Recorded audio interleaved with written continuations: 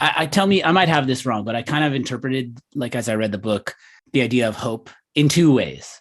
Like, there is reason for hope because look at all these specific things that are happening. Like, look, this is hopeful. It is not all doom and gloom. There are a ton of examples of things that are legitimately on the page, positive changes. But then I also see it as this other version that is kind of like having a hopeful attitude, being hopeful, being actively hopeful begets positive action, which begets more progress, which begets more hope, which like is like separating it from the things that there are actually things to be hopeful about. It's kind of like you're exactly right. You just said that better than I think I've ever said that. That's exactly right. Exactly. I think both those things, you've really got it, because what we know from the psychological literature is one of the main things people used to ask me when I would advocate on behalf of evidence-based hope. And I think the evidence-based ties to the first thing that you're talking about. I'm not talking about wishful thinking. I'm talking about hope that's rooted in actual things that we can look at, and you could look at the same data and we'd have the same conclusion around.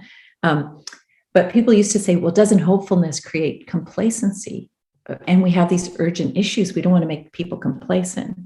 But what the psychological literature shows us is actually hopelessness, when we feel helpless or hopeless or discouraged or depressed about something, we are much more likely to be apathetic, to feel like we are disempowered, like we simply don't have the means, the energy, the know-how to change things.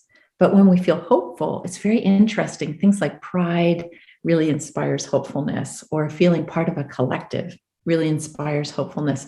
And then we feel, wow, you know what? I can stick with this really difficult thing and keep with it, because I can see that hopefulness begets a positive outcome.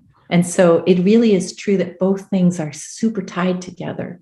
And so our campaigns, which have been a gloom and doom narrative, because of our concern and wanting to let people know there's a problem, when you already know there's a problem and someone just keeps telling you more about that problem and doesn't really tell you very much about what's happening with that problem, it really doesn't work. And we know that, if you have a bad boss who really only ever points at what you don't do well, it is not an empowering experience. And unfortunately, that doom and gloom narrative has been the universal way we've talked about environmental things, and it hasn't served us.